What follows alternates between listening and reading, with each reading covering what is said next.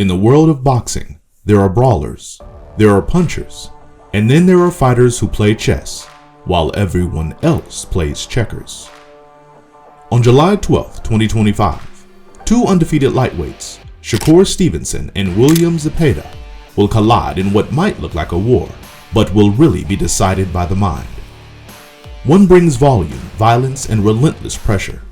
The other, timing, control, and one of the highest ring IQs in the sport today. This is not just a fight. It's a battle of wills, of styles, and most importantly, of brains. Let's break down why this matchup is a masterclass in mental warfare, and what the outcome could mean for the lightweight division. Shakur Stevenson, 23 wins, 0 losses, one of the slickest defensive fighters in the game.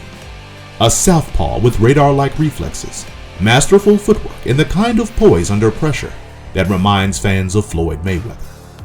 Then there's William Zepeda, also undefeated, 33-0 with 27 knockouts, a Mexican pressure fighter who throws nearly 1,000 punches per fight. He doesn't wait, he doesn't slow down, and he doesn't take his foot off the gas.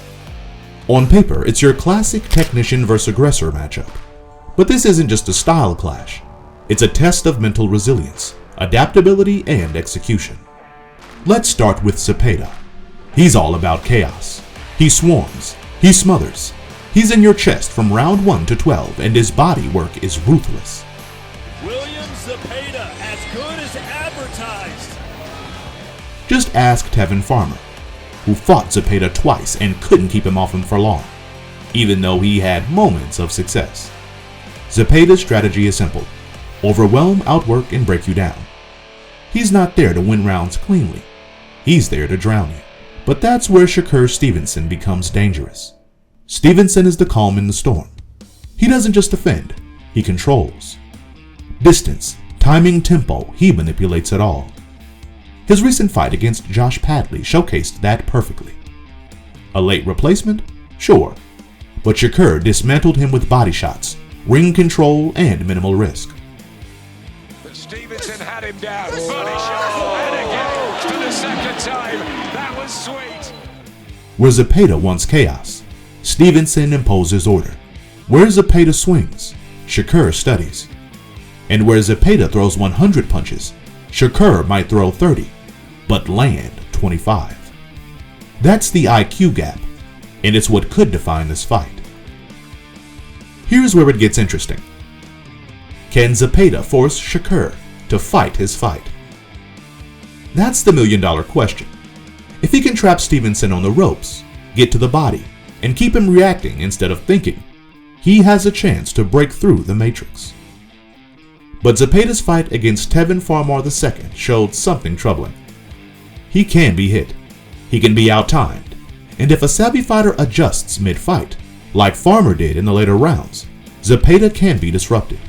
Hard left hand again and another one. Farmer might have Zapeda gone. Now imagine what someone like Shakur Stevenson can do with that same information, and a much sharper toolkit.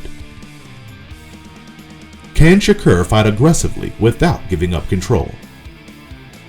This is where Shakur is under pressure. Critics slammed his 2023 fight against Edwin De Los Santos for being boring and overly defensive. Booed by fans, questioned by promoters, Shakur promised he wouldn't run anymore. That means this fight isn't just about winning, it's about how he wins. Will he step into the fire, or play it safe if the pressure gets too hot? Zapeda has one speed: forward. William Zapeda, all over Farmer right now. That's both a weapon and a weakness. Mentally, he thrives on rhythm, on pace. When he gets going, he's hard to stop, but when someone disrupts that rhythm with feints, footworks, and angles, he starts missing, and missing leads to frustration. That's where Shakur thrives. He's not just defending, he's feeding you misreads. Every missed punch becomes an opportunity for him to counter, reset, and slowly chip away at your confidence. This fight will come down to mental composure. If Zapeda gets frustrated, he may become reckless. If Shakur gets tagged early or overwhelmed, will he stick to his promise to not run? Each man will have to manage not just the other's punches, but their own internal clock, their instincts, their discipline. This is chess, not checkers, and one miscalculation could cost them everything. For Shakur Stevenson, this is more than a title defense, it's a statement.